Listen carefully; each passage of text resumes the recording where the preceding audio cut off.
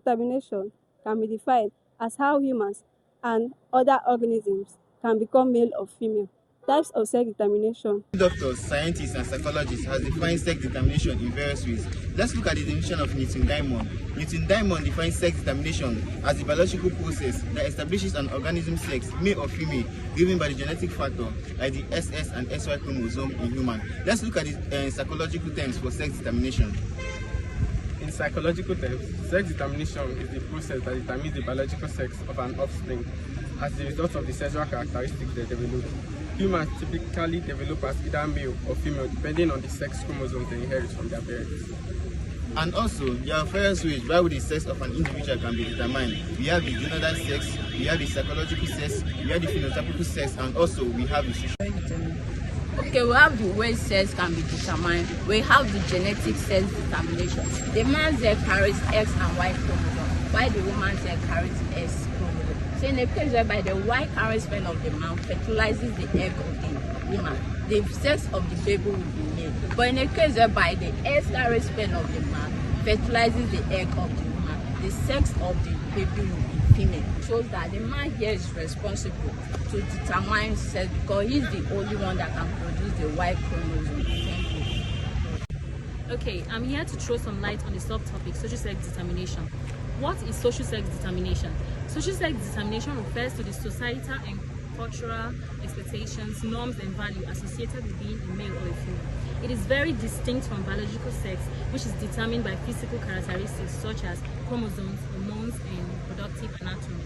Now, there are various factors that affect social sex determination.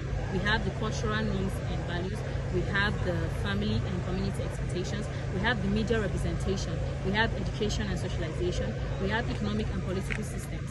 Now, these factors can influence how an individual perceive and express their gender. It can also impact their overall well-being, opportunities, and experiences.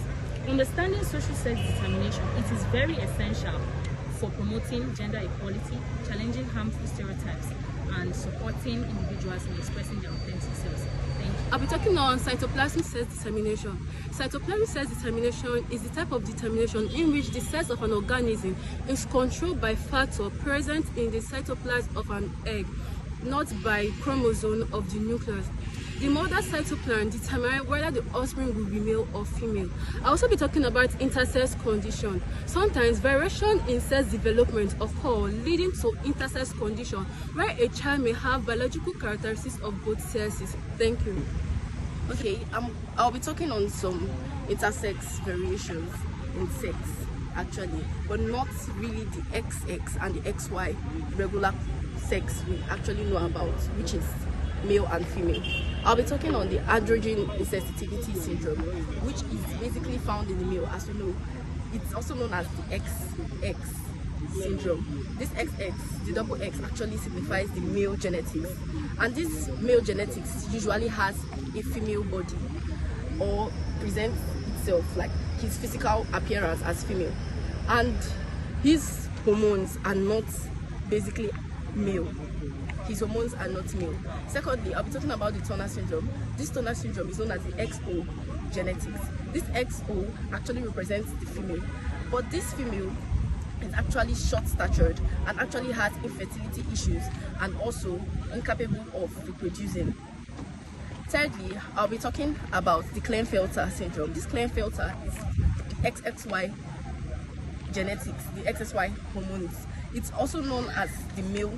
The extra X signifies the male hormones, and this male actually has female characteristics such as breasts and other body figures that actually identifies a female.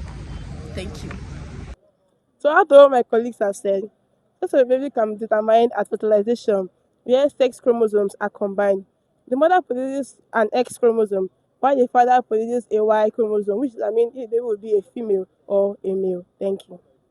Conclusively, it has been proven that genes determine whether the sex of the child is going to be male or female.